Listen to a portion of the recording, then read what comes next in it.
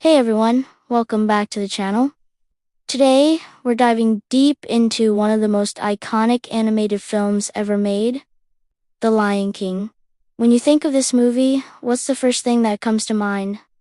For many, it's that breathtaking opening scene with the sun rising over the savannah and that powerful Zulu chant kicking off.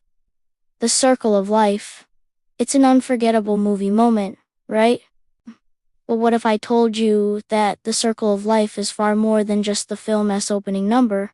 What if it's the key to unlocking the entire story's profound message? A message that most of us missed as kids. Most viewers see the circle of life as a fantastic song that sets the stage for Simba's birth and presentation. And it is. But it is also the central spiritual philosophy that drives every single character and event in the film. It's not just a song, it's the law of the Pridelands. It represents the intricate, interconnected cycle of birth, life, death, and rebirth. It's the beautiful, sometimes harsh, idea that everything in nature depends on something else to survive, creating a delicate and essential balance. Let's revisit one of the most important scenes in the movie. Mufasa takes a young, curious Simba to the top of Pride Rock. He looks out over their kingdom and begins to explain what it means to be king. But he's not just talking about power or territory. He's teaching Simba about responsibility and his place within a much larger system. He explains that everything, from the crawling ant to the leaping antelope, exists together in a delicate balance. Simba, being a cub, simplifies it. But Dad, don't we eat the antelope? It's a logical question from a predator. And Mufasa's answer is where the film's true genius lies. He doesn't deny it. Instead, he explains the cycle. He says, "Yes, Simba, but let me explain. When we die, our bodies become the grass, and the antelope eat the grass. And so, we are all connected in the great circle of life." This single line is the philosophical core of the entire film. It's a lesson in humility and interconnectedness. Mufasa is teaching Simba that even a king, the most powerful creature in the land, is not above this cycle. He is part of it. His life has purpose, but so does his death. This isn't just about the food chain. It's about a cosmic balance where pride, power, and even death serve a greater purpose, ensuring that life continues to flourish for generations. It's a beautiful way of understanding that our existence is temporary, but our contribution to the world is permanent. Now, let's look at what happens when this sacred law is broken. The villain of our story, Scar, represents the complete antithesis of this philosophy. He doesn't care about balance or harmony. He's driven by envy, greed, and a lust for power. He sees the circle of life as a silly, sentimental idea that holds him back. His worldview is purely selfish. Take what you want, when you want it, with no regard for the consequences. When Scar murders Mufasa and seizes the throne, he doesn't just commit a political crime, he commits a spiritual one.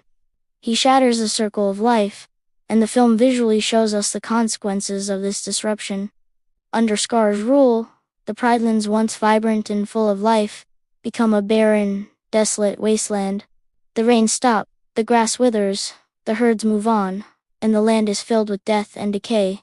The hyenas, who represent unchecked greed and consumption, are allowed to run rampant, devouring everything without giving anything back.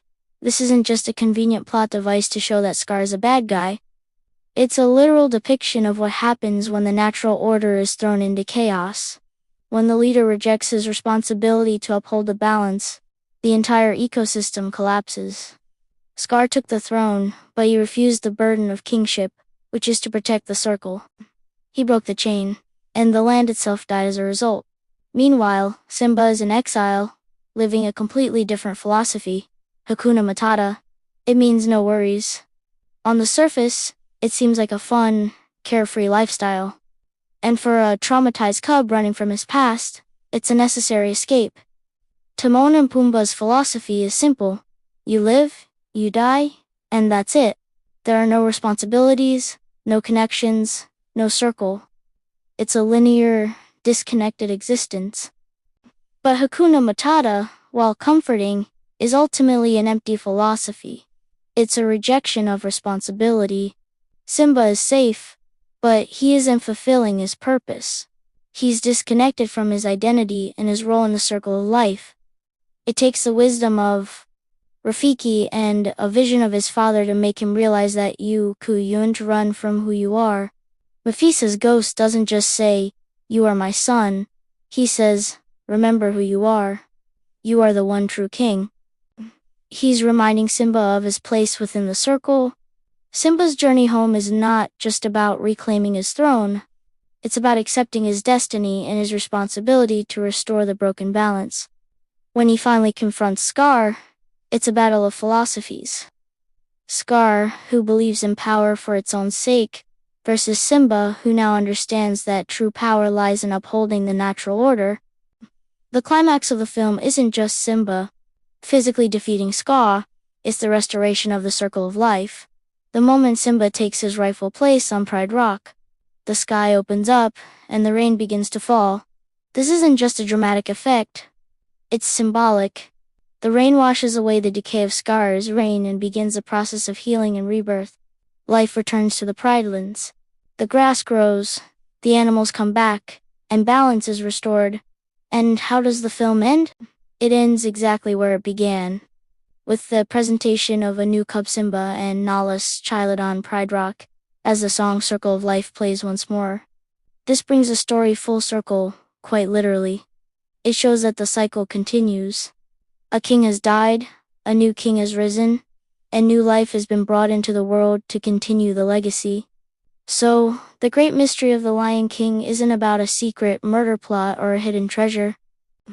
The mystery is the unseen, unbreakable law that governs all life. It's the profound idea that life and death are not enemies but partners. Each one gives meaning to the other. Death isn't the end. It's a transformation that allows new life to begin.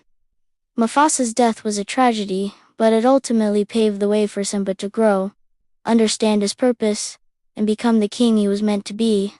The circle of life teaches us that we are all part of something much bigger than ourselves. Every action we take has a ripple effect, and we have a responsibility to maintain the balance. Not just for ourselves, but for everyone and everything around us. It's a message of hope, resilience, and the enduring power of life to heal and begin anew. So the next time you watch The Lion King, listen to that opening song a little differently. See it not just as an introduction, but as the entire story's beautiful, powerful thesis. It has a timeless lesson that is just as relevant today as it was when the film first came out. Thanks so much for watching, everyone.